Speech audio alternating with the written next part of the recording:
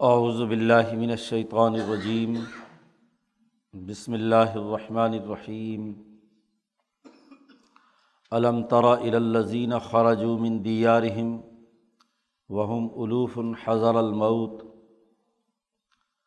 فقال لهم اللہ موتوا ثم احیاہم ان اللہ لذو فضل علی الناس ولکن اکثر الناس لا یشکرون۔ وقاتلوا فی سبیل اللہ واعلموا ان اللہ سمیع علیم۔ من ذا الذی یقرض اللہ قرضا حسنا فیضاعفہ لہ اضعافا کثیرا واللہ یقبض ویبسط والیہ ترجعون۔ الم تر الی الملأ من بنی اسرائیل من بعد موسیٰ اذ قالوا لنبی لہم ابعث لنا ملکا نقاتل فی سبیل اللہ قال هل عصیتم ان کتب علیکم القتال الا تقاتلوا قالوا وما لنا الا نقاتل فی سبیل اللہ وقد اخرجنا من دیارنا وابنائنا فلما کتب علیہم القتال تولوا الا قلیلا منہم واللہ علیم بالظالمین۔ وقال لهم نبیہم ان اللہ قد بعث لکم طالوت ملکا قالوا انا یکون له الملک علینا ونحن احق بالملک منہ ولم یؤت سعۃ من المال قال ان اللہ اصطفاہ علیکم وزادہ بسطۃ فی العلم والجسم واللہ یؤتی ملکہ من یشاء واللہ واسع علیم۔ وقال لهم نبیہم ان آیۃ ملکہ ان یأتیکم التابوت فیہ سکینۃ من ربکم وبقیۃ مما ترک آل موسیٰ وآل ہارون تحملہ الملائکہ ان فی ذلک لآیۃ لکم ان کنتم مؤمنین۔ صدق اللہ العظیم۔ گزشتہ آیات میں انسانی اجتماعیت متوسط درجے میں تشکیل دینے کے لیے جن قوانین اور ضوابط کی ضرورت تھی وہ پچھلے تقریباً پونے پارے میں قرآن حکیم نے بیان کیے ہیں۔ فاذکرونی اذکرکم سے یہ سلسلہ شروع ہوا تھا۔ ذکر، شکر، صبر، نماز، رزق حلال کھانے کا حکم، نیکیوں کی حقیقت بیان کی گئی، پھر روزہ، حج، جہاد، اور اسی کے ساتھ ساتھ پھر نکاح طلاق کے مسائل قرآن حکیم نے بیان کر کے درمیانے درجے کی اجتماعیت کی تشکیل کے امور بیان کیے ہیں۔ گویا کہ ارتفاق ثانی کا جو پہلا درجہ ہے اس کا تذکرہ ہوا ہے۔ یہی ارتفاق جب اگلے مرحلے میں داخل ہوتا ہے تو ارتفاق ثانی کا اعلیٰ درجہ یا ارتفاق ثالث کا ابتدائی درجہ وہ قوموں میں حکمرانی کے نظام کے اگلے مرحلے کے ارتقاء کی کڑی ہوتی ہے۔ جب ارتفاق ثانی کی سطح پر جماعتیں وجود میں آ جاتی ہیں، کوئی کاشتکاروں کی، کوئی تاجروں کی، اسی طرح خاندان اور فیملی نظام الگ الگ ہو جاتے ہیں، تو جیسے جیسے کسی علاقے میں ان کی تعداد بڑھتی جاتی ہے ویسے ہی ایک حکمران کی ضرورت پیش آتی ہے، اجتماعی نظم و نسق کی ضرورت پیش آتی ہے۔ قومی سطح کا ایک نظام قائم کرنا ناگزیر ہو جاتا ہے تاکہ جماعتوں کے درمیان جو اختلافات اور تضادات ہوں ان کو حل کرنے کی اتھارٹی وجود میں لائی جائے۔ اس کے لیے سب سے پہلے ضروری یہ ہوتا ہے کہ اس قوم کی داخلی حفاظت اور قوم کی بحیثیت مجموعی تحفظ اور دفاع کے لیے دشمن کے مقابلے پر، انسانیت کا جو دشمن ہے یا اس قوم کا جو دشمن ہے اس کے مقابلے پر اپنی طاقت منوائی جائے، اپنی اجتماعیت مضبوط بنائی جائے، جماعتیں بن جائیں، خاندان وجود میں آ جائیں، لیکن اگر وہ خطرات میں ہوں کسی دوسرے حکمران کے ظلم و ستم کے، کہ کسی وقت کوئی دوسرا اس پر حملہ کر کے انہیں غلام بنا لے، ان کی آزادی سلب کر لے، تو پھر کہاں کے داخلی اختلافات اور کہاں کے جھگڑے، وہ قوم پوری کی پوری دوسروں کے غلام بن جاتی ہے۔ اس لیے اپنے قومی نظام کے تحفظ اور اپنی تمام تر ترقیات کی حفاظت کے لیے دفاعی نظام کا مضبوط بنانا ضروری ہے، اور دفاعی نظام تبھی مضبوط ہوتا ہے کہ جب اس کی فوجی طاقت اور قوت مضبوط ہو اور وہ دشمن سے لڑنے کے لیے اس کے پاس تربیت یافتہ فورسز موجود ہوں۔ تربیت یافتہ فورسز تبھی وجود میں آتی ہیں جب اس کے لیے ایک authority, command and control authority ایک ہو۔ ہر آدمی انفرادی طور پر ہجوم کے طور پر لڑے تو وہ کسی دشمن کا مقابلہ نہیں کر سکتا۔ اس لیے دنیا بھر میں جتنی جنگیں لڑی گئیں ان کے لیے ایک کمانڈ اینڈ کنٹرول تھا، تو جنگوں میں فاتحین نے کامیابیاں حاصل کی۔ جہاں تضادات اور ٹکراؤ ہوتا ہے، جنگی ماحول میں حکومت کی اتھارٹی پوری ریاست پر قائم ہوتی ہے، ایک شخص واحد، ایک کمانڈ، ایک نظام کے تحت جنگ لڑی جاتی ہے۔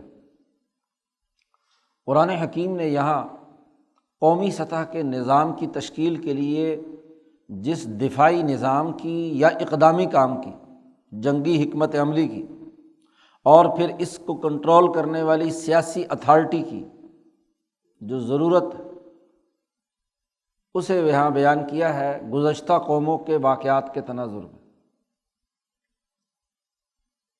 کہ یہ جہاد و قتال یعنی اپنے ملک کا ریاستی نظام بچانے کے لیے دشمن سے لڑنا، جو بھی اس قوم کا دشمن ہے، یہ ایک بنیادی ضابطہ اور قاعدہ ہے۔ اور کوئی بھی جہاد و قتال یا جنگ ایک کمانڈ اینڈ کنٹرول اتھارٹی، جسے بادشاہت کہا جاتا ہے، ملک جسے کہا جاتا ہے عربی میں، حکمران جو فیصلہ کرے کہ اس وقت کیا کیا اقدامات کرنے ہیں، وہ لازمی اور ضروری ہے۔ اس کا تذکرہ اگلے 2 رکوعوں میں قرآن حکیم نے بیان کیا ہے۔ سب سے پہلے تو نبی اکرم صلی اللہ علیہ وسلم سے کہا جا رہا ہے گزشتہ قوموں کے ایک واقعے کے تناظر میں، کہ جو قوم اپنا دفاعی نظام، فوجی نظام مضبوط نہیں بناتی، موت سے گھبراتی ہے، جنگ لڑنے سے گھبراتی ہے، بزدل ہے، ہزاروں کی تعداد میں کیوں نہ ہو، وہ قوم دراصل مردہ ہے، اس میں زندگی کے آثار نہیں ہیں۔ مزاحمت سے، لڑائی سے، جنگوں سے قوموں کا مورال بلند ہوتا ہے، ان کی طاقت اور قوت سامنے آتی ہے۔ جہاد کی حکمت عملی ہی دراصل قوموں کے اندر توانائی پیدا کرتی ہے۔ قومی شناخت تبھی پیدا ہوتی ہے کہ جب وہ دشمن کے مقابلے پر متحد ہو اور اپنی غیرت، اپنی عزت اور اپنی طاقت اور قوت کا مظاہرہ کرنے کی صلاحیت رکھتی ہو۔ بزدلی ہو جائے تو بزدل دراصل موت کو قبول کرتا ہے۔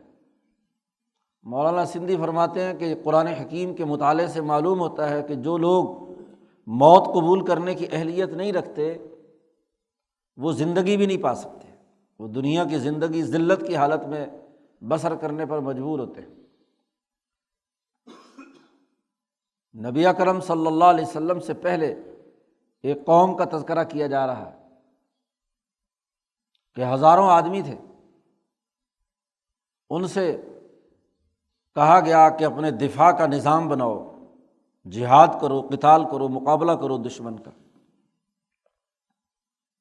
لیکن وہ سب کے سب بزدل تھے، موت کے ڈر سے انہوں نے کہا کہ نہیں، ہم یہ نہیں کر سکتے۔ پھر طاعون کی بیماری آتی ہے، اب وہاں بھی موت کا ڈر۔ لڑائی میں تو کیا مرنے تھے، جب سستی اور کاہلی اور عیاشی پیدا ہو جائے تو پھر ایسے جراثیم سوسائٹی کے اندر آتے ہیں کہ جو مرض سوسائٹی میں پیدا کرتے ہیں۔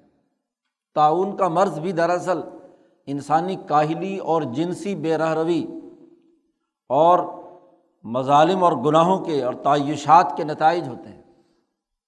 یہ جب کسی سوسائٹی میں آ جاتا ہے تو پھر لوگ مرنا شروع ہوتے ہیں۔ پہلے جہاد میں موت قبول کرنے کی تیاری نہیں کی، اسے قبول کرنے کے لیے تیار نہیں ہے، تعیشات اور خواہشات کے اندر مبتلا رہے، اس کے نتیجے میں بیماریاں پھوٹ پڑی اور لوگ مرنے لگے۔ اب موت کے ڈر سے طاعون کی جگہ سے بھاگ رہے ہیں، اپنا علاقہ چھوڑ کر، اپنی سرزمین چھوڑ کر کسی اور جگہ جا کر بسنا چاہتے ہیں کہ یہ جگہ کی وجہ سے نحوست ہے۔ حالانکہ نحوست تو ان کے وجود میں تھی کہ وہ اتنے کاہل اور سست ہے کہ اپنی قومی بقا کے لیے دشمن کا مقابلہ کرنے کے لیے تیار نہیں ہے۔ تو وہ سب کے سب ہزاروں کے ہزاروں اپنی سرزمین چھوڑ دی۔ آدمی کی سیاسی طاقت اپنی زمین میں ہوتی ہے، جہاں صدیوں سے اس کے آباء و اجداد بسے ہوئے، وہاں سے اپنے من دیارہم، قرآن کہتا ہے الم ترا، حضور سے کہا جا رہا ہے کیا آپ نے دیکھا نہیں، الی الذین خرجوا من دیارہم، ان لوگوں کو جو اپنے گھروں سے نکل گئے۔ جہاد میں تو کیا مرنے تھے، اپنی زمین کی حفاظت تو کیا کرنی تھی، اپنی زمین گھر بار چھوڑا، نکل کھڑے ہوئے۔ قرآن کہتا وہم الوف، اور وہ ہزاروں میں تھے۔ کوئی 2 4 5 10 گھر ہوتے ہیں کہ اگر کسی جگہ رزق نہیں مل رہا چلو اٹھ کر کسی دوسری بستی میں جا کر بسے، بجائے اپنے رزق کو اپنے علاقے میں ترقی دینے کے، اپنی قومی شناخت پیدا کرنے کے، اپنے وطن کو مہذب اور ترقی یافتہ بنانے کے ہزاروں بسترے باندھ کر امریکہ برطانیہ چلے گئے، دوسرے ملکوں کا رخ کر رہے ہیں، اپنا وطن چھوڑ دیتے ہیں۔ وہم الوف، ہزاروں، بڑے فخر سے کہتے ہیں کہ 30 لاکھ فلانے ملک میں ہے، اتنے لاکھ فلانے ملک میں ہے، اتنے لاکھ فلانے اسلامی ملک میں۔ جب اپنی ریاست کا حفاظت نہ کی جائے، اپنی دھرتی کی حفاظت نہ کی جائے، اپنی قومی غیرت کی حفاظت نہ کی جائے تو پھر ذرا ذرا سے ڈر اور خوف سے لوگ نکل کھڑے ہوتے ہیں۔ قرآن کہتا ہے حذر الموت، موت کے ڈر سے۔ طاعون کا ڈر، جہاد کرنے سے جان نکلنے کا ڈر جی، اور خود جب ترقی نہیں کرتے کاہل اور سست اور عیاش بن جاتے ہیں تو رزق کمانے کا ڈر، خود کام کچھ نہیں کرنا تو اب نکلو کسی دوسری جگہ بھیک مانگنے کے لیے۔ قرآن کہتا ہے الم ترا، ہر قرآن پڑھنے والے سے کہا ہے الم ترا، کیا تو نے دیکھا نہیں؟ حالانکہ یہ واقعہ ہزاروں سال پرانا ہے اور حضور سے کہا ہے کہ آپ نے دیکھا نہیں۔ حضور نے کہاں دیکھا، لیکن پھر بھی قرآن کہتا ہے دیکھا نہیں۔ قرآن نے کہا چشم تصور سے دیکھو، اپنی سوچ اور فکر کے تناظر میں دیکھو، ان قوموں کی حالتوں کا مشاہدہ کرو کہ جو موت کے ڈر سے اپنی دھرتی چھوڑ دیں، اپنا وطن چھوڑ دیں، جہاں آباء و اجداد موجود ہیں انہیں چھوڑ دیں، نکل کھڑے ہوں۔ اور جب وہ نکل کھڑے ہوئے ہزاروں کے ہزاروں، اور جا کر ایک اور جگہ پر 2 پہاڑوں کے بیچ میں کوئی صحرا تھا، جنگل تھا، وادی تھی، وہاں جا کر ہزاروں کے ہزاروں ہجرت کی حالت میں بے خانمہ، بے گھر بے در پڑے ہوئے ہیں کھلے آسمان کے نیچے۔ تو مہاجر کی کیا قیمت ہوتی ہے؟ سیاسی موت تو اسی وقت طاری ہو جاتی ہے، جرأت فنا ہو جاتی ہے۔ وہ جو خاندان بنے تھے، وہ جو اجتماعیتیں بنی تھیں پہلے مرحلے میں، وہ سب کی سب بکھر گئی۔ تو قرآن کہتا ہے فقال لهم اللہ موتوا، اللہ نے ان سے کہا مر جاؤ، مر گئے۔ موت کے ڈر سے بھاگے تھے، گھر چھوڑ کر، اپنا علاقہ چھوڑ کر،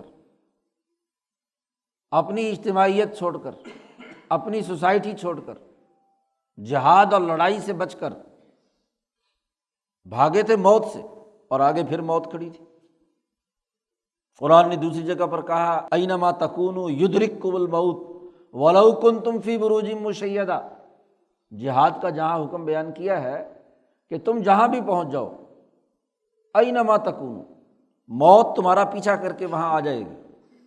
اگرچہ بڑے مضبوط قسم کے گنبدوں کے اندر بند ہو کر کہو کہ اب یہاں فرشتہ نہیں آ سکتا، تو موت کا تو ایک وقت لکھا ہے۔ موت سے کیا ڈرنا؟ موت کے ڈر کی بنیاد پر اپنی حکمت عملی ترک کر دینا، اس سے بڑی حماقت کیا ہے؟ تو اللہ نے کہا مر جاؤ۔ اب روایات کے مطابق وہ سب کے سب مر گئے۔ ایک فرشتہ ایک طرف کھڑا ہوا، اس وادی کے ایک طرف ایک دوسرا فرشتہ کھڑا ہوا، اس نے کہا مر جاؤ۔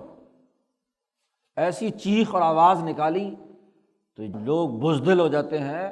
مقابلہ اور مجاہدے کی وہ نہیں ہوتی تو وہ چیخ کی آواز سے کیا ہے، ان کا پیشاب خطا ہو جاتا ہے اور مر گئے۔ حضرت شیخ الہند فرماتے ہیں کہ 7 دن کے بعد، اور حضرت سندھی فرماتے ہیں کہ یہ ایک وقفہ جیسے سکتۃ الموت ہوتا ہے، کومے کی حالت ہوتی ہے، اس طرح کی حالت ان کے اوپر سب پر طاری ہو گئی۔ نیند کو بھی موت کہا گیا ہے، نصف الموت ہے، اور نیند اور اصل موت کے درمیان جسے کوما کہتے ہیں کہ بے حس و حرکت پڑے ہوئے ہیں، لیکن دماغ ابھی جاگ رہا ہے۔ ویسے بھی انسان جب حقیقی موت بھی مرتا ہے تو دماغ 36 گھنٹے تک زندہ رہتا ہے۔ تو بات یہ ہے کہ ایسی حالت طاری ہو گئی۔ اب اللہ نے چونکہ بتلانا تھا کہ بھائی جس موت سے تم بھاگے تھے وہ تو تم پر طاری ہو گئی۔ ثم احیاہم، پھر اللہ پاک نے انہی فرشتوں کو حکم دیا اور دوبارہ ان کو زندہ کر دیا۔ ان کو یہ بتلایا گیا کہ جس موت سے بھاگے تھے وہ موت تو آگے بھی کھڑی تھی۔ اب انہیں تنبیہ ہوتی ہے، پھر وہ زندگی کی رمق دوبارہ لوٹتی ہے، اپنی غلطی کا احساس ہوتا ہے، اور دوبارہ اپنے وطن میں آ کر اس طریقہ کار کو اپناتے ہیں جس کے ذریعے سے قومی بقا ہو سکتی ہے۔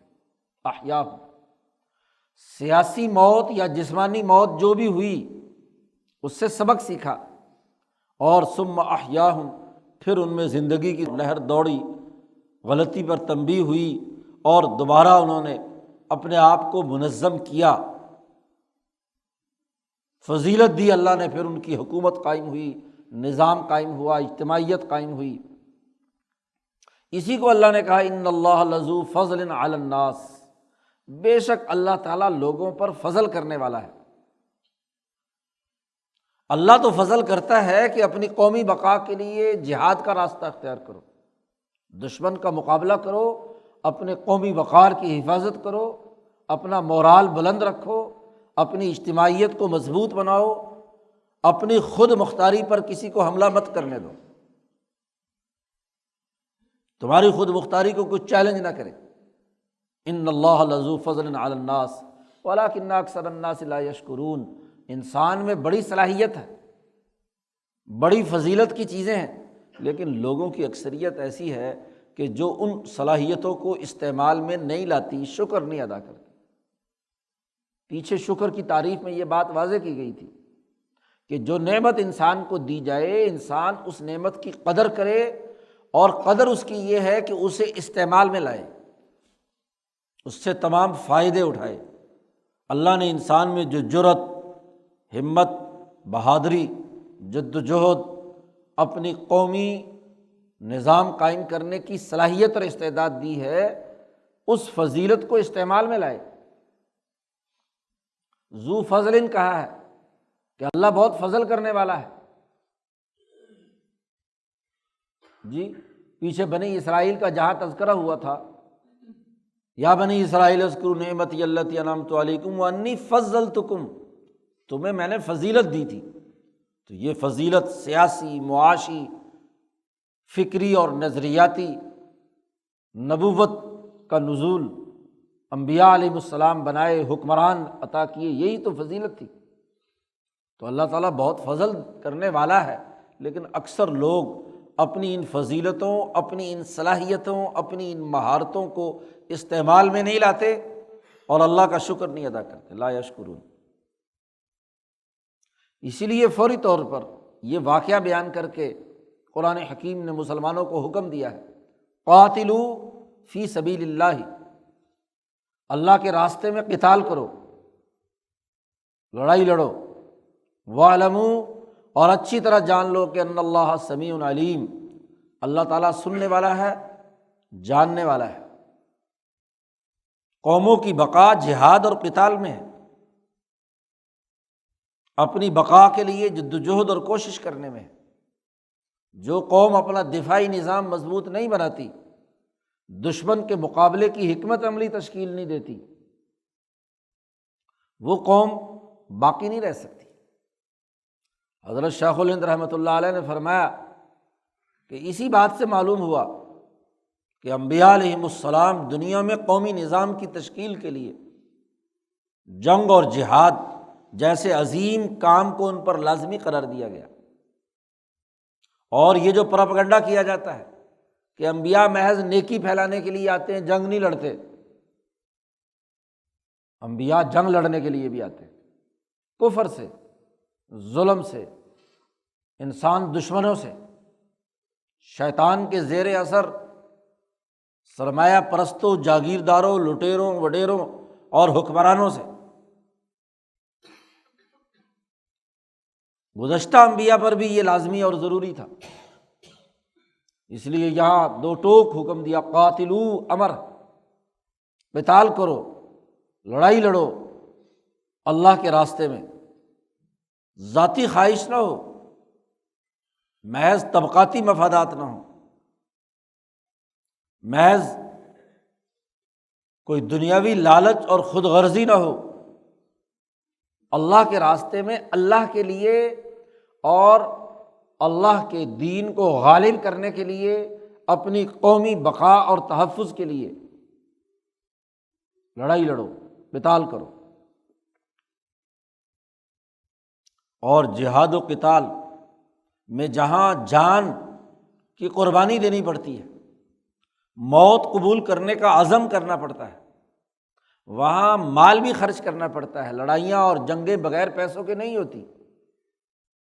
تو قوم سے کہا جا رہا ہے، افراد سے کہا جا رہا ہے، من ذا الذی یقرض اللہ قرضا حسنا، کون شخص ایسا ہے جو اللہ کو قرضہ دے، اچھا قرضہ۔ سرمایہ پرست معاشروں میں مال کے لین دین کا جو طریقہ ہوتا ہے وہ قرضوں کی معیشت ہوتی ہے، قرضوں کے علاوہ کوئی اور لفظ جانتے نہیں ہیں۔ وہ صدقہ اور ہبہ کرنا تو بہت مشکل ہوتا ہے، ان کا محاورہ قرضے کا ہوتا ہے کہ قرضہ لو اور سود اس پر وصول کرو۔ تو اللہ نے بھی یہی لفظ استعمال کر کے کہا کہ قرض دو اور قرض حسن دو، پیسے دو جہاد کے لیے۔ فوجی اخراجات مفت میں تھوڑی ہوتے ہیں، اس کے لیے قوم کو ٹیکس دینا پڑے گا، قرضہ دینا پڑے گا، مال دینا پڑے گا۔ من ذا الذی یقرض اللہ قرضا، کون ہے جو اللہ کو قرضہ دے؟ تو جو محاورہ ان کے ہاں قرضے کا استعمال ہو رہا تھا، اسی کو قرآن حکیم نے کیا ہے یہاں استعمال کیا ہے، لیکن قرضا حسنا، اچھا قرض۔ ایک برا قرض ہے، برا قرض وہ ہے جس پر سود وصول کیا جاتا ہے، برا قرض وہ ہے جس میں قرض دینے والا ہر کچھ عرصے کے بعد مقروض سے مطالبہ کرتا رہتا ہے، اس کے گھر پہ کھڑا رہتا ہے، میرے پیسے لوٹا پیسے لوٹا۔ قرض حسن کی دو صورتیں ہیں، ایک تو یہ کہ بالکل اس پر کوئی سود نہ لے، اور دوسرا یہ کہ قرض دینے والا لینے والے سے مطالبہ چھوڑ دے، اس کو کہے کہ بھائی جب سہولت ہو اس وقت تو دے دینا۔ ہر وقت سر کے اوپر تلوار لٹکائے رکھنا اور اس کے پاس پیسے نہ ہوں تو یہ بھی بڑی ذلت ہوتی ہے، وہ قرض حسن نہیں رہتا۔ تو اللہ کو قرضہ دو دین کے غلبے کے لیے، انسانیت کی بقا کے لیے۔ ظاہر ہے جب انسانیت اور قوم کی بقا کی جنگ ہوگی تو اس جنگ کے اخراجات بھی برداشت کرنے ہیں۔ جب یہ آیت نازل ہوئی تو ایک صحابی ابو دحداح حضور صلی اللہ علیہ وسلم کے پاس آتے ہیں اور عرض کرتے ہیں یا رسول اللہ، اللہ کو قرضے کی ضرورت پڑ گئی، اللہ کو کس لیے قرضہ چاہیے اور کیا ہوگا اس کا، کیسے دیا جائے گا اللہ میاں کو قرضہ؟ تو نبی اکرم صلی اللہ علیہ وسلم نے فرمایا کہ اللہ کو اپنی ذات کے لیے نہیں چاہیے، جہاد کے لیے چاہیے، غریبوں اور یتیموں کے لیے پیسے چاہیے۔ اللہ نے کیا کرنے ہیں یہ پیسے؟ یعنی اپنا مال خرچ کرو سوسائٹی کے پسے ہوئے لوگوں، غریب لوگوں، انسانی مسائل حل کرنے، جہاد اور لڑائی کے لیے۔ اس لیے غزوہ تبوک کے موقع پر بلکہ ہر غزوہ کے موقع پر حضور صلی اللہ علیہ وسلم نے چندہ کیا، لاؤ پیسے دو جہاد کے لیے۔ غزوہ تبوک کے موقع پر ابو بکر صدیق نے اپنے گھر کا سارا مال جہاد کے لیے دے دیا، عمر فاروق نے اپنا آدھا مال دے دیا، عثمان غنی نے ایک کثیر مقدار جہاد کے لیے دے دی۔ تو یہ قرضہ ہے۔ اور ابو دحداح کو یہ بات سمجھ میں آ گئی تو انہوں نے کہا اللہ کو گواہ جان کر میں کہتا ہوں یا رسول اللہ میرے پاس 2 باغ ہیں، میں دونوں اللہ کو قرضے میں دیتا ہوں، آپ جہاں چاہیں اس کو تقسیم کر دیں۔ نبی اکرم صلی اللہ علیہ وسلم نے فرمایا کہ نہیں، ایک باغ جو ہے وہ اپنے پاس رکھو، اپنے گھر کے خرچے اور ضروریات کے لیے، اور کچھ نہیں ہے تمہارے پاس، اور ایک باغ جو ہے وہ اللہ کے راستے میں دے دو۔ تو انہوں نے کہا ٹھیک ہے، میرا وہ جو باغ ہے جس میں 600 درخت کھجور کے ہیں اور قیمتی ترین باغ ہے، وہ میں اللہ کے راستے میں دیتا ہوں۔ حضور صلی اللہ علیہ وسلم نے فرمایا کہ میں دیکھ رہا ہوں کہ اس قرضے کے نتیجے میں ابو دحداح کے محلات جنت میں بن گئے ہیں۔ تو مال خرچ کرنے کا حکم بھی دیا گیا، قومی بقا اور اجتماعی تحفظ، سوسائٹی کے پسے ہوئے لوگوں کی ضروریات کو پورا کرنے کے لیے۔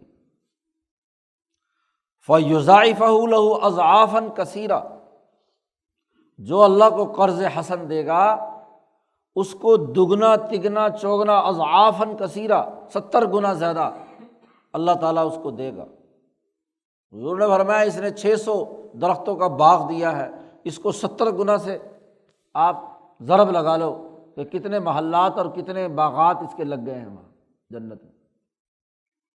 فَيُضَاعِفَهُ لَهُ، اس کے لیے دگنا تگنا اضعافاً کثیرہ کر دے گا۔ وَاللَّهُ يَقْبِضُ وَيَبْسُطُ، اللہ ہی تنگی کرتا ہے اور اللہ ہی آسانی پیدا کرتا ہے، کھلی چیزیں عطا کرتا ہے، اسی کے قبضے میں ہے۔ جب اسی کے قبضے میں ہے وَإِلَيْهِ تُرْجَعُونَ، اور اسی کی طرف تمہیں لوٹ کر آنا ہے، تو اس مال کے ساتھ دل لگانا اور اس کو کہنا میرا مال میرا مال میرا مکان میرا فلاں، یہ تو انسانی اجتماعیت کے لیے ہے۔ تم جتنا اس کو انسان فائدے کے لیے استعمال میں لاؤ گے وہ تمہارا مال ہے۔ بس جو تم نے خود کھا لیا پی لیا یا انسانوں پر خرچ کر دیا وہ تو ہے، اور جو چھوڑ کر گئے وہ تمہارا نہیں ہے، تمہارے بعد دوسرے لوگوں کا۔ جب اللہ کی طرف لوٹ کر جانا ہے تو اب سوسائٹی کی تعمیر و تشکیل اور اپنی اجتماعیت کی ترقی اور اپنے سوسائٹی کے غریبوں کے مسائل کے حل کرنے اور دشمن کے مقابلے میں جنگی تیاریاں کرنے کے لیے مالت ہو۔ دو ضرورتیں کسی بھی ملک کے نظم و نسق کو درست رکھنے کے لیے، اس کی قومی شناخت کو برقرار رکھنے کے لیے جہاد و قتال اور پیسوں کا منصفانہ استعمال، تمام رقم اجتماعیت کے لیے۔ جو قوم مال نہیں خرچ کرتی کنجوس اور بخیل ہے، پیسے دبا دبا کر رکھتی ہے، بلکہ سارے پیسے اٹھا کر دوسرے ملکوں میں بھیج دیتی ہے۔ اربوں ڈالر وہاں کے حکمرانوں کے باہر ہیں، وہ اپنے ملک کے دفاع کے لیے ملک کے اندر پیسے نہیں رکھتے، ملک میں قرضوں کی معیشت ہے۔ یہ سارے کے سارے سرمایہ دار لٹیرے جہاں سے جو اٹھا کر مال باہر لے گئے ہیں، ملک میں لائیں تو زر مبادلہ کی کوئی ضرورت، بھیک مانگنے کی ضرورت پیش نہ آئے۔ گویا کہ ملک اور قوم کے لیے سب سے بڑی غداری یہ ہے کہ اپنے وسائل سے ملک کو استفادہ نہ ہو، دوسرے ملکوں کی انگیٹھیاں جل رہی ہوں، دوسروں کی معیشت ترقی کر رہی ہوں۔ اس سے بڑی تباہی اور بربادی کی بات کیا ہے؟ قرآن حکیم نے یہ دو بنیادی اساسی اصول بیان کیے، اور پھر ماضی کی تاریخ اور واقعے کے تناظر میں حکمرانی کے بنیادی اساسی اصول بیان کیے جا رہے ہیں۔ الم تر الی الملأ من بنی اسرائیل من بعد موسیٰ،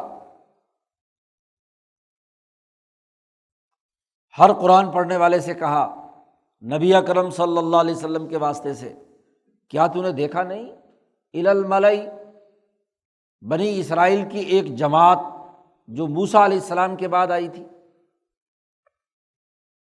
قرآن نے کہا تھا کہ تم 2 مرتبہ فساد مچاؤ گے اور 2 مرتبہ تم پر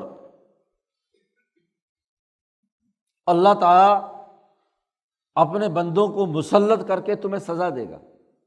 لَتُفْسِدُنَّ فِي الْأَرْضِ مَرَّتَيْنِ وَلَا تَعْلُنَّ عُلُوًّا كَبِيرًا، 2 دفعہ انہوں نے غلط حرکت کی بنی اسرائیل نے۔ تو پہلی دفعہ جو حرکت کی فساد کی، اقتدار کو غلط استعمال میں لائے، ملک کے اجتماعی وسائل پر سرمایہ پرستی کے طور پر مذہبی طبقے اور حکمران طبقے قابض ہو گئے، تو اللہ نے عذاب میں مبتلا کیا۔ جالوت نے ان پر حملہ کیا، ان کو پسپائی دی، ان کو دھکیل دیا، ذلیل اور رسوا کیا، کچھ کو گرفتار کر کے لے آیا، باقی بیت المقدس کے اندر دھکیل دیے گئے۔ وہاں سے تابوت اور ان کے پاس جتنی تبرکات تھے جن کو یہ لڑائیوں میں سامنے رکھ کر فتح حاصل کرتے تھے، وہ چھین کر لے گئے، انہیں ان کے گھروں سے نکال دیا، ان کی اولاد گرفتار کر کے لے گیا، غلام بنا کر لے گیا، ذلیل اور رسوا کر دیے گئے۔ تو قرآن حکیم اس قصے کا تذکرہ کر رہا ہے کہ ان لوگوں نے، موسیٰ کے بعد یہ قوم تھی، ان لوگوں نے اپنے نبی حضرت شمویل علیہ السلام سے کہا، اذ قالوا لنبی، جو ان کے نبی تھے، نبی لہم، ان کے لیے جو نبی مقرر تھے، اپنے نبی سے کہا کہ ہمارے لیے ایک بادشاہ مقرر کر دو، منتخب کر دو، ہم میں سے کسی کو ایک حکمران بناؤ، نقاتل فی سبیل اللہ، ہم اللہ کے راستے میں لڑائی لڑیں گے۔ اگلی آیت آ رہی ہے جو ان کا جواب ہے، اس سے معلوم ہوتا ہے کہ قومیں جب اپنے وطن سے بے وطن ہوتی ہیں، ان کے جوان قتل ہونے لگتے ہیں، تو قوموں میں پھر ضرور لڑائی کا شوق اور جذبہ بیدار ہوتا ہے۔ بہت ہی پست قسم کے لوگ ہوتے ہیں وہ جو اپنے گھروں سے بھی نکلیں، اپنی نوجوان نسل کو غلام بھی بنوائیں اور پھر بھی جنگ نہ لڑیں، بے غیرتی کی انتہا ہوتی ہے۔ ورنہ کمزور سے کمزور بھی جب اس کو دیوار کے ساتھ لگا دیا جائے تو وہ گلے پکڑتا ہے، بلی کو بھی اگر راستہ نہ دیا جائے تو وہ بھی گلا پکڑ لیتی ہے۔ انسان تو انسان ہے، اب جب یہ ذلیل اور رسوا ہوئے تو انہوں نے اپنے نبی سے مطالبہ کیا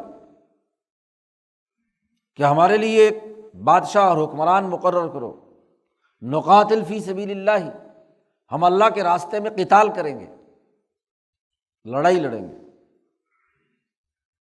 نبی نے ان کی حالت دیکھ کر کہا، وہ بزدلو، اگر قتال اللہ میاں نے فرض کر دیا، بادشاہ بنا بھی دیا، تو تم لڑائی لڑو گے؟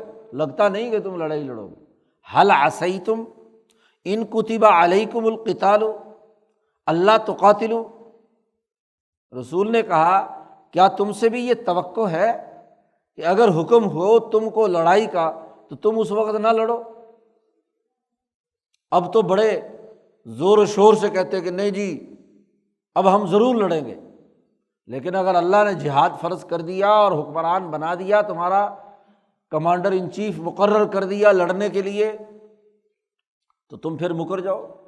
تمہاری جو بزدلی اور کمزوری کی حالت ہے، عیاشیوں میں جو تم مبتلا ہو، تو ممکن ہے تم انکار کر دو۔ قالو، کہنے لگے، وما لنا الا نقاتل فی سبیل اللہ وقد اخرجنا من دیارنا وابنائنا، ہمیں کیا ہو گیا کہ اگر ہم اللہ کے راستے میں نہ لڑیں، حالانکہ ہم نکال دیے گئے اپنے وطن سے اور ہمارے اولادوں کو، بچوں کو بے یار و مددگار بنا دیا گیا، پھر اس کے باوجود بھی ہم نہ لڑیں، ہمیں کیا ہو گیا؟ ایسا نہیں ہو سکتا، ہم ضرور لڑیں گے۔ چونکہ منتشر تھے، اس لیے ایک بادشاہ ملک کی ضرورت پیش آئی، مالکن، اور جنگوں میں ہمیشہ کمانڈ ایک فرد کے پاس ہونا ضروری ہے، تاکہ تمام فیصلے اور تمام امور اس کی نگرانی میں پورے ہوں۔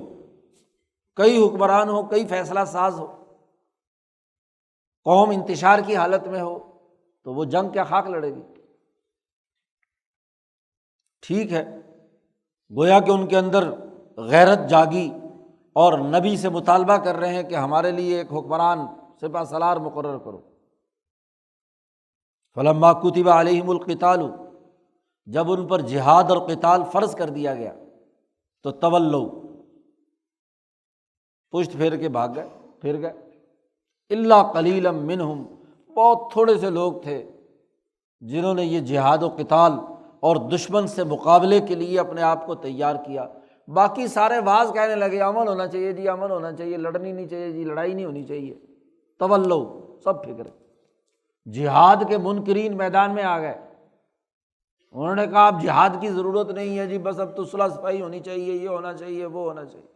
الا قلیلا منہم، اللہ نے خوب جواب دیا، واللہ علیم بالظالمین، اللہ تعالیٰ خوب جانتا ہے ظالموں کو۔ جو لوگ ظالم تعیش پسند ہوتے ہیں وہ بزدل ہوتے ہیں، اور بزدل کبھی جنگ نہیں لڑتے۔ مولانا سندھی نے اسی سے اخذ کیا کہ ظالم ہمیشہ بزدل ہوتے ہیں، بہادری اور دلیری ان میں ہوتی ہے جو عدل و انصاف کرنے والے ہیں،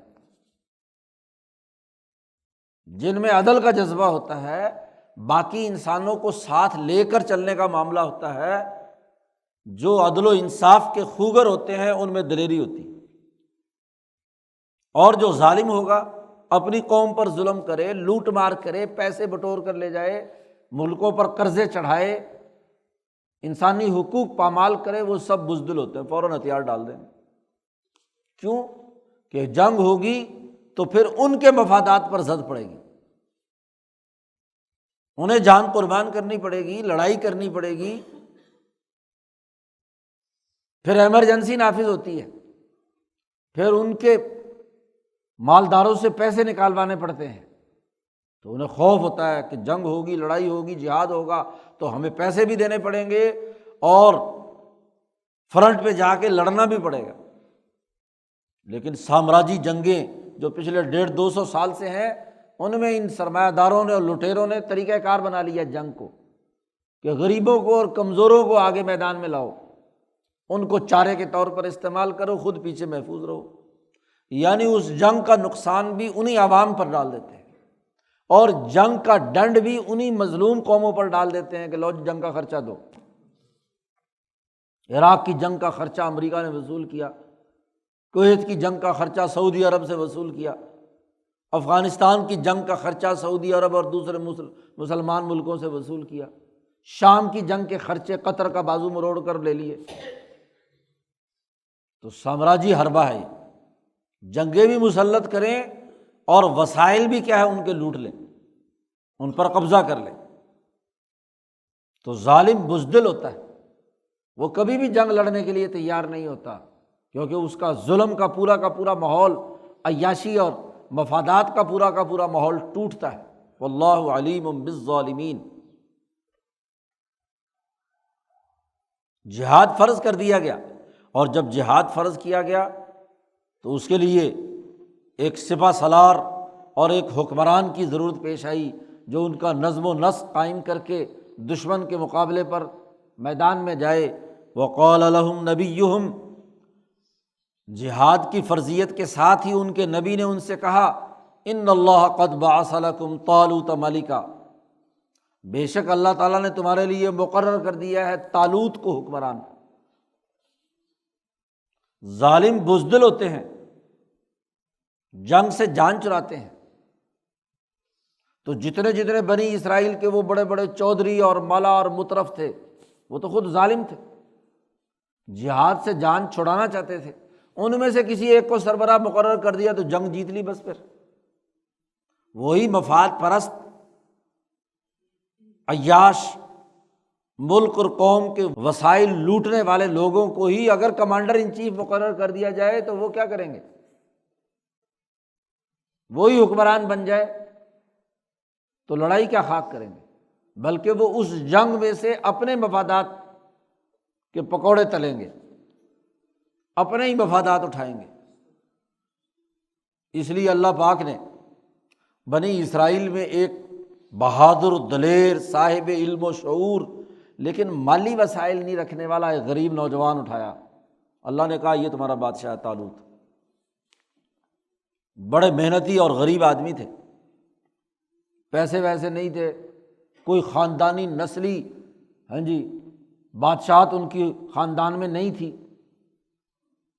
جو بنی اسرائیل کے تسلسل کے ساتھ یہودی نسل کے یہودا کی اولاد میں جو حکمران چلے آ رہے تھے اس میں سے نہیں تھے، بنی اسرائیل میں سے ہی تھے، لیکن تھے جس کو سارے قبیلے کمزور قبیلہ سمجھتے تھے، لیکن اس میں ایک جوہر قابل، اسحاق، ابراہیم، یوسف اور یعقوب کا سچا وارث، دلیر اور بہادر انسان، علم و شعور رکھنے والا، اللہ نے منتخب کر کے کہا کہ طالوت تمہارا حکمران۔ قد بعث لکم طالوت ملکا۔ تو اب وہ بغلے بجا رہے ہیں، ایک دوسرے کو دیکھ رہے ہیں کہ یہ کیا ہوا، ہم تو آئے تھے حکمرانی کے شوق میں کہ ہم میں سے کسی کو کیا ہے نبی صاحب مقرر کر دیں گے کہ جی لو جی اللہ میاں نے کہہ دیا کہ لو جی تو یہودا بن جا، اور تو جناب فلانا سرمایہ دار تو بن جا، تو جاگیردار بن جا۔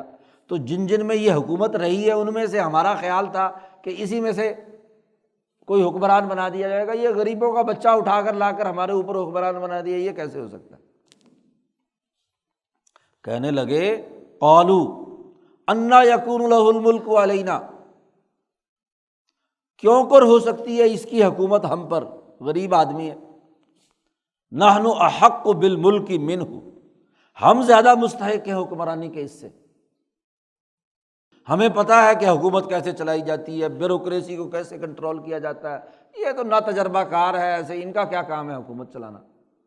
ہم جو جدی پشتی 30-40 سال سے کیا ہے تمہارے لیے خدمات سر انجام دیتے رہے ہیں، ہمیں پارلیمنٹ کی غلام گردشوں کا پتہ ہے، ہمیں سینٹ کا پتہ ہے، ہمیں ایوان صدر و وزیر اعظم چلانے کا تجربہ ہے، ہمیں وزارتوں میں لوٹ مار کرنے کا تجربہ ہے، تو ہم میں سے کسی کو ہونا چاہیے تھا نا، یا سندھ کا جاگیردار وڈیرا، یا پنجاب کا جگہ، یا ادھر کا بلوچستان اور خیبر پختونخوا کا کوئی بدماش۔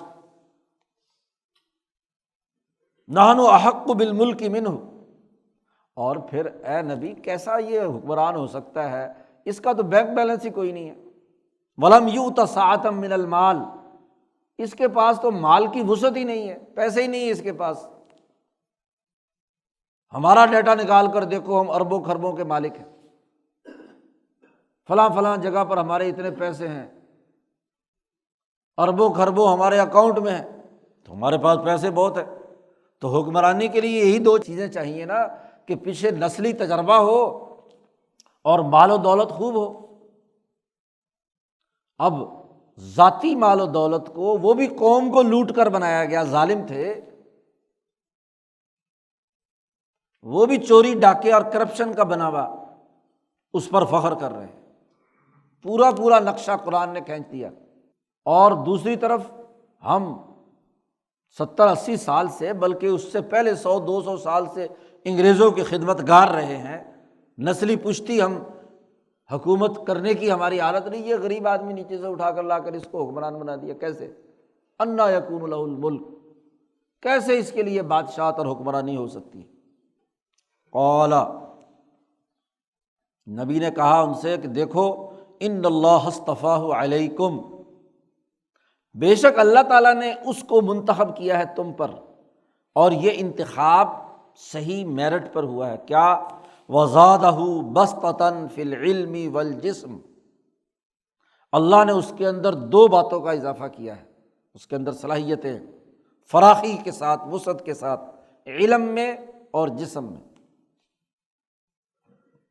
علم و شعور اور عقل تم سب سے زیادہ ہے، سمجھداری، معاملہ فہمی ہے کہ پانی کہاں مر رہا ہے، خرابی کہاں ہے، ملکی نظم و نسق میں ظلم و ستم کے پہلو کیا ہے۔ علم کے اندر بھی بسطتاً، بڑی وسعت ہے، اور علم کے ساتھ ساتھ والجسم بھی۔ علم تو بڑا ہو، علم تو شاید بیوروکریٹس کو اور پرانے جدی پشتی جو سیاستدان ہوتے ہیں ان کو زیادہ ہوتا ہے، لیکن والجسم، عیاشیوں اور خواہشات کے پیچھے دوڑنے، ظلم و ستم کے نتیجے میں جسم بزدل ہو چکا ہوتا ہے، اس کی روح نکلی ہوئی ہوتی ہے، جسمانی طاقت نہیں ہوتی، کمزور لوگ ہوتے ہیں۔ تو طالوت کے اندر جسمانی طاقت اور قوت بھی ہے، ہمت بھی ہے، قلب کی طاقت اور قوت بھی ہے۔ عقل بلند ہو اور ہمت بلند ہو، قلب مضبوط ہو، قلب مزید تبھی مضبوط ہوتا ہے جب جسم مضبوط ہو۔ اس لیے ضرب المثل ہے عربوں کے ہاں کہ عقل سلیم جسم سلیم کے بغیر نہیں ہو سکتی۔ عقل بھی اسی کی اونچی ہوتی ہے جس کا جسم صحیح سالم، امراض سے پاک ہو، اس میں کوئی مرض نہ ہو، جسم مضبوط اور ٹھوس ہو، بیماریوں کا شکار نہ ہو، عیاشیوں میں مبتلا نہ ہو، ظلم و ستم کی حالت نہ ہو، جسم ٹھوس اور مضبوط صحت مند ہو، تو اسی کے خیالات بھی اچھے ہوں گے، اس کی عقل بھی اچھی ہوگی۔ جو مریل سا جسم ہے، عیاشی میں مبتلا ہے، گناہوں کا مبتلا ہے، مارا ہوا ہے، ہر وقت مریض ہے، بیمار ہے، معدہ خراب، یہ درد وہ درد وہ درد، تو عقل نام کی کیا چیز ہوگی اس کے پاس؟ اسی لیے صوفیہ بھی کہتے ہیں کہ وہی آدمی سلوک صحیح طے کر سکتا ہے جس کا جسم مضبوط ہو، صحت مند ہو۔ بیمار آدمی بیچارہ سلوک کیا طے کرے گا؟ وہ تو ہر وقت بیماری کا رونے پیٹنے میں لگا رہتا ہے، یہ خراب ہو گیا، وہ خراب ہو گیا، فلانا خراب ہو گیا۔ عقل کی پرواز جسم کی مضبوطی سے ہوتی ہے، اور جب عقل کی پرواز ہوگی تو سلوک عقل سے طے ہوتا ہے، اور سیاست بھی عقل سے ہوتی ہے، حکمرانی کا تعلق بھی عقل سے ہے۔ اس لیے انبیاء علیہم السلام، ان کا جسم باقی تمام لوگوں کے مقابلے میں زیادہ طاقتور، مضبوط اور صحت مند ہوتا ہے، اور ان کا دماغ اور عقل اور علم بھی اتنے ہی اونچے درجے کا ہوتا ہے۔ اولیاء اللہ کا بھی یہی معاملہ ہوتا ہے کہ جسم سلیم اور عقل سلیم رکھتے ہیں تو دراصل وہ انسانیت کے لیے کوئی کردار ادا کرنے کا اعلیٰ نمونہ انبیاء کے وارثین ہوتے ہیں۔ بزدل، کمزور، بیمار، مرا ہوا، گھٹا ہوا، بے عقل، بے وقوف، وہ کوئی چرسی بھنگی تو ہو سکتا ہے، ولی کیا ہونا تھا اس نے؟ جو جتنا زیادہ بے وقوف اور احمق کو کہتے ہیں پہنچی سرکار ہے، پاگل کو، سلفا پینے والا، نشہ کرنے والا، اس کو کہتے ہیں جی بہت پہنچ گئی، پتہ نہیں کتنے پہنچ گئی۔ بسطتاً فی العلم والجسم، دو صلاحیتیں ہیں جو تمہارے اندر نہیں ہیں۔ تم جو جدی پشتی نسلی اپنے آپ کو کہتے ہو، مال و دولت کی زیادتی اور کثرت کی بات کرتے ہو، یہ تو امراض میں مبتلا کرنے والی، اس نے تو تمہیں عیاشیوں میں مبتلا کر دیا۔ تمہارے جسم تو کھوکھلے ہیں، مال و دولت جتنی بھی بتلاؤ تمہارے ہاتھ کپ کپا رہے ہیں، لڑائی کا موقع آتا ہے تو لرزہ طاری ہو جاتا ہے تم پر، انگریز سامراج کے مقابلے میں تمہیں اٹھنا پڑے تو بزدلی تمہارے اندر نسلی چلی آ رہی ہے، جاگیرداروں اور وڈیروں سے جو ہاتھ باندھ کر کھڑے ہو گئے غیر ملکی طاقت کے مقابلے پر اپنے ملک کی غلامی کو پیدا کرنے کے لیے۔ تو تم تو ذہنی مریض بھی ہو اور جسمانی مریض بھی ہو، تم میں سے کسی کو کیسے حکمران بنایا جا سکتا ہے؟ طالوت آزاد ہے، حریت پسند ہے، اس کی غربت ہی دراصل اس کی بقا کا راز ہے۔ غریب ہونے کے باوجود اس نے اپنی عقل اور اپنے جسم کی حفاظت رکھی ہے، وہ عیاشی میں مبتلا نہیں ہوا، کسی کے سامنے ہاتھ نہیں پھیلائے، وہ دوسروں کا غلام کبھی نہیں بنا، اس نے اپنی آزادی کی بقا اور حفاظت کے لیے کردار ادا کیا ہے، لہذا حکمران وہ ہوگا۔ اور پھر اللہ نے یہ بھی کہہ دیا انہیں، واللہ یؤتی ملکہ من یشاء، اللہ دیتا ہے اپنا ملک جسے چاہے اپنا خلیفہ اور نائب بنائے، حکمرانی اس کی ہے پوری کائنات پر۔ تو اپنی نیابت اور خلافت کے لیے اللہ تعالیٰ جسے چاہے حکمرانی دے، تمہارے جیسے بزدلوں کو دے گا۔ من یشاء، اللہ کا چاہنا بھی تو اسی بنیاد پر ہے کہ اس کے اندر علم اور جسم ہے، اس میں عقل اور شعور ہے، اس میں طاقت اور قوت ہے۔ تم بزدل اور ظالم ہو، مفاد پرست ہو، تو تمہیں کیسے دے دی جائے حکومت؟ اور پھر قطع نظر اس بات کے اللہ تعالیٰ کی حکومت اور اتھارٹی ہے، اللہ تعالیٰ جس کو چاہے مرضی دے۔ یہ کوئی طے شدہ بات ہے کہ جو نسلی خاندانی ہوں گے سیاستدان انہی کو حکمران بنایا جائے گا، یہ کوئی قانون اور ضابطہ نہیں، یہ تو گویا کہ اللہ کے اختیار پر تم قدغن لگا رہے ہو۔ اللہ خود مختار ہے، وہ جسے چاہے حکمران بنائے، اور یہ چاہنا علم و عقل اور جسم کی طاقت اور قوت کے ساتھ ہے۔ واللہ واسع علیم، اور اللہ تعالیٰ بہت ہی وسعت والا، جاننے والا ہے، بڑا فضل کرنے والا ہے۔ اس نے تو تمام انسانوں کو صحت، علم اور عقل کی نعمت سے نوازا تھا۔ کون ہے جو اپنی اس صحت کو اور اپنی اس عقل کو غلط جگہوں پہ استعمال کر کے ضائع کر رہا ہے، اور کون ہے جس نے اپنی اس علم و عقل اور جسمانی طاقت کو محفوظ رکھا ہے؟ تو جو محفوظ رکھے گا اسی کو دیں گے نا، جو اس کو فضول ضائع کر دے گا عیاشیوں میں، تو اس کو ہم کیسے دیں گے حکمرانی؟ اب ان کے سامنے کوئی راستہ نہیں تھا، تو انہوں نے ایک اور مطالبہ کر دیا۔ اس علم اور عقل کو تو انہوں نے تسلیم کر لیا کہ اس میں زیادہ ہے، جسم بھی مضبوط ہے اور ہم میں یہ کمی اور کوتاہی ہے، لیکن اس نے کہا کہ غریب آدمی ہے، اس کو ایک ہی وقت میں آپ حکمران بنا رہے ہیں، تو اب اس کی اتھارٹی لوگوں پر مسلمہ ہو جائے، لوگ عام آدمی بھی مانے کہ یہ کمزور اور غریب آدمی جو ہے وہ ہمارا حکمران بن گیا، اس کی بات ماننی چاہیے، تو یہ کوئی نشانی ہونی چاہیے جس سے اس کی حکمرانی ثابت ہو جائے۔ وقال لهم نبیہم، ان کے نبی نے ان سے کہا کہ اس کی حکمرانی کی ایک نشانی بھی ہے، اور وہ نشانی کیا ہے؟ ان یأتیکم التابوت فیہ سکینۃ من ربکم۔ بنی اسرائیل میں قدیم زمانے سے ایک صندوق چلا آ رہا تھا، تابوت۔ اس صندوق میں انبیاء علیہم السلام کے جو تبرکات تھے وہ تھے۔ ابراہیم علیہ السلام کے کپڑے اور لباس تھا، موسیٰ علیہ السلام کی لاٹھی تھی، یعقوب علیہ السلام کا، اسی طریقے سے اسحاق کا، یہ یوسف کا، جتنے بھی انبیاء گزرے، انبیاء علیہم السلام کے اپنے وجود مبارک اور وہ عالم مثال کی قوتوں کو تحریک دیتے ہیں، خاص طور پر وہ لاٹھی اور عصا جس نے موسیٰ علیہ السلام کے ہاتھ سے زمین پر جب چھوٹی تو جادوگروں کے تمام سانپوں کو وہ نگل گیا۔ مثالی قوت اس کے اندر لاٹھی میں موجود تھی، کیونکہ معمولی لاٹھی نہیں تھی، شعیب علیہ السلام کے پاس سے موسیٰ کے پاس آئی تھی، تو موسیٰ علیہ السلام نے اسے طویل عرصے تک اپنے پاس رکھا۔ تو اس طرح کے تبرکات تھے، تو وہ انہوں نے ایک صندوق میں بند کر رکھے تھے، بیت المقدس میں رکھے ہوئے تھے۔ جب کہیں جنگ یا لڑائی ہوتی تو وہ ساتھ لے کر جاتے اور جنگ میں اسے آگے آگے رکھتے، اس کے ذریعے سے دشمن پر فتح ہو جاتی۔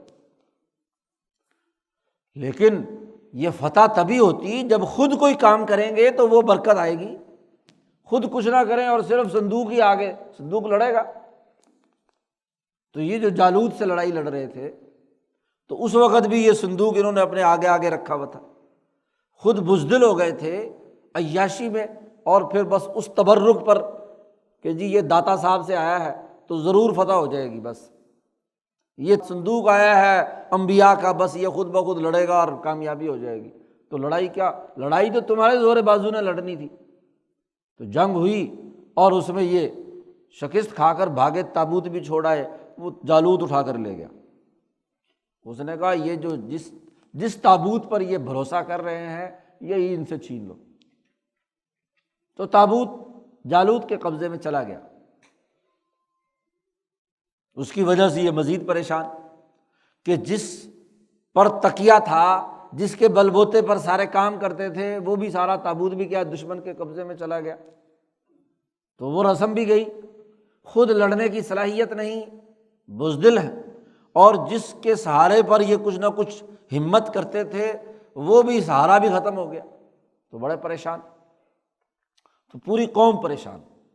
جب عقیدت مندی پیدا ہو جاتی ہے تو پوری قوم پریشان ہو جاتی ہے کہ دیکھو جی وہ عقیدت والا فلانی رسم نہیں ادا کی، اس لیے کیا ہے کوئی نہ کوئی مصیبت آنے والی ہے۔ اب شمویل علیہ السلام نے کہا کہ اس طالوت کی حکمرانی کی بڑی نشانی یہ ہے کہ وہ تابوت اس کے پاس پہنچ جائے گا، تابوت لے کر آئے گا یہ، ان یاتیکم التابوت فیہ سکینۃ، وہ تابوت تمہارے پاس آ جائے گا، اور اس تابوت میں چونکہ اطمینان اور سکون تھا ہمارے رب کی طرف سے، سکینۃ من ربکم، تبرکات تھے انبیاء کے، وبقیۃ مما ترک آل موسیٰ و آل ہارون، اور آل موسیٰ اور آل ہارون کے جتنے تبرکات اور بقیہ تھے چیزیں وہ بھی اس تابوت صندوق کے اندر تھی۔ خود وہ صندوق بابرکت تھا، اطمینان اور سکون کا باعث ہوتا ہے۔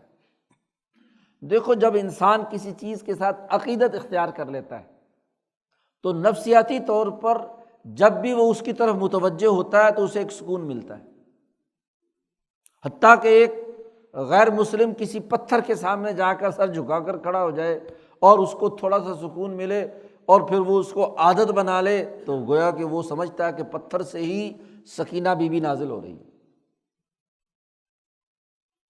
کسی قبر پہ چلا گیا، وہاں سکون ملنے لگا تو وہ بھی کیا ہے۔ تو دنیا میں جس چیز کے ساتھ بھی انسانوں کی عقیدت پیدا ہو جاتی ہے تو انہیں اس سے ایک خاص قسم کا سکون ملتا ہے۔ تو ان اشیاء سے تھی واقعتاً بابرکت، عالم مثال کی قوتیں ان کے اندر اثر انداز ہوتی تھیں، اس کے ذریعے سے مثالی قوتیں حرکت میں آتی تھیں، اطمینان اور سکون ان کو حاصل ہوتا تھا۔ موسیٰ اور ہارون کے سچے تبرکات اس کے اندر موجود تھے، تو وہ تابوت تمہارے پاس آ جائے گا۔ تحملہ الملائکہ، اس کو فرشتے اٹھا کر لائیں گے۔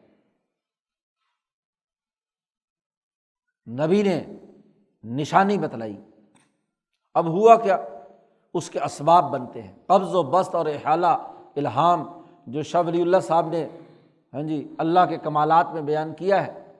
اب تابوت لانے کا ہدف اور طالوت کی حکمرانی کو واضح کرنے کے لیے اللہ نے اپنے نظام قبض و بسط، احالہ اور الہام کو حرکت دی۔ وہ تابوت وہ اٹھا کر لے گئے تھے، ان کا خیال یہ تھا کہ ہم نے ان کا بنی اسرائیل کا بڑا نقصان کر دیا، لیکن ہوا کیا کہ جب طالوت کی حکمرانی کا وقت آیا تو وہی تابوت جالوت کے لشکر اور فوج میں ایک عذاب بن گیا۔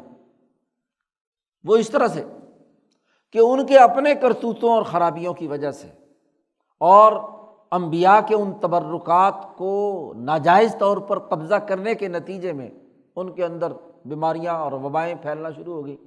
جیسے وبائیں پھیلنا شروع ہوئی تو ان کے دماغوں میں یہ خیال آئے کہ یہ کیوں مصیبت آئی ہے، تو انہوں نے کہا کہ او ہو، اس تابوت کے اندر کوئی نہ کوئی نحوست ہے، یہ جو ہے نا، اس لیے وہ تابوت جہاں رکھتے وہاں کے لوگوں پر غلط اثر پڑتا تو وہ اٹھا کر دوسری جگہ دھکیل دیتے، وہ ادھر سے ادھر دھکیل دیتے، تو ان میں پورے میں یہ ہو گیا کہ یہ جو تابوت ہے نا، یہ اس کی وجہ سے یہ بیماریاں آ رہی ہیں۔ اب ان کا خیال ہوا کہ یہ جو بنی اسرائیل دشمن ہے تو ان کو مارنے کے لیے ضروری ہے کہ یہ منحوس تابوت ان کے ہاں پہنچایا جائے تاکہ یہ بھی بیماریاں ہوں۔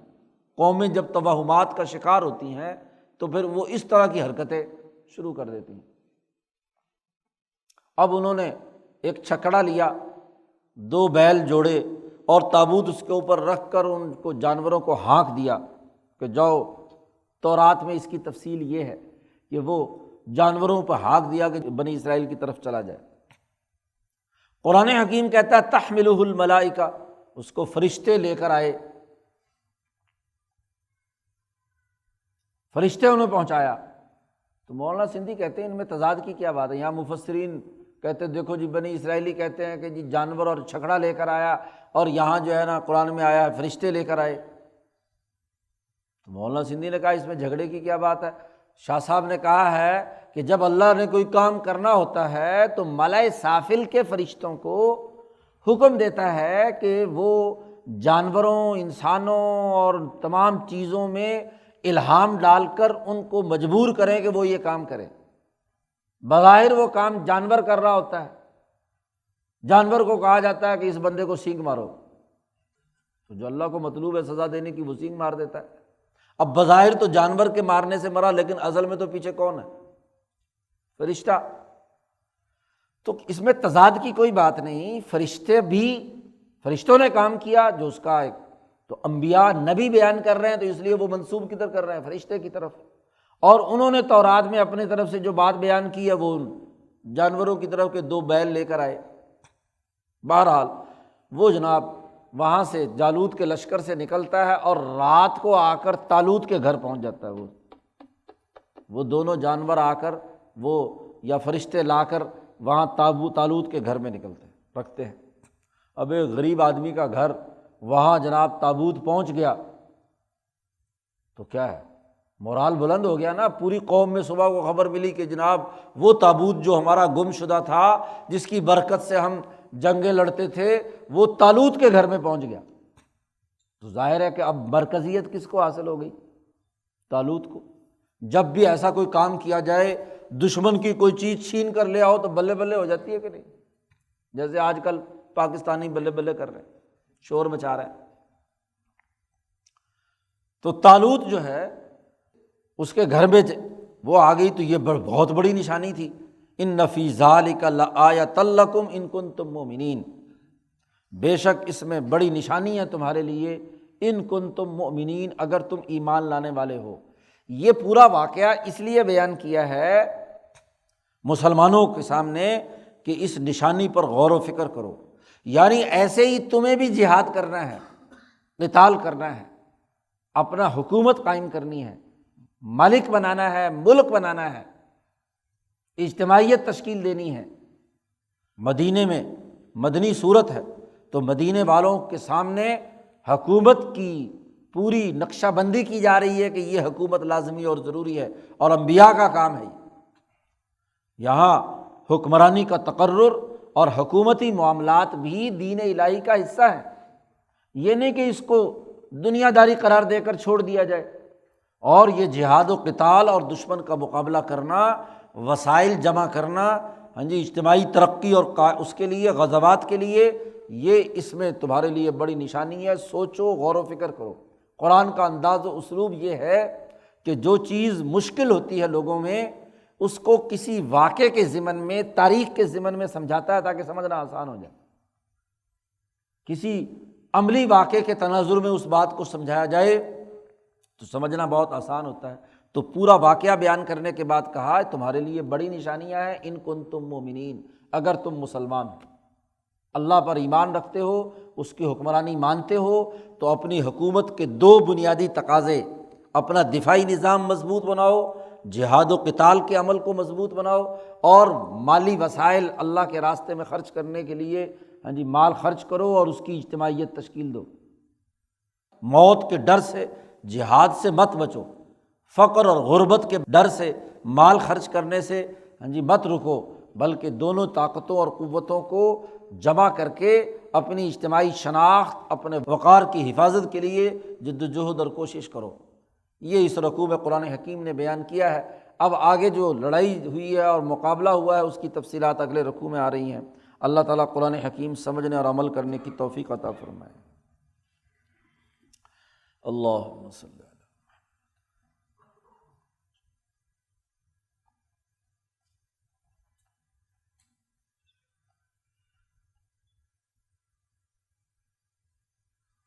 اجمعین۔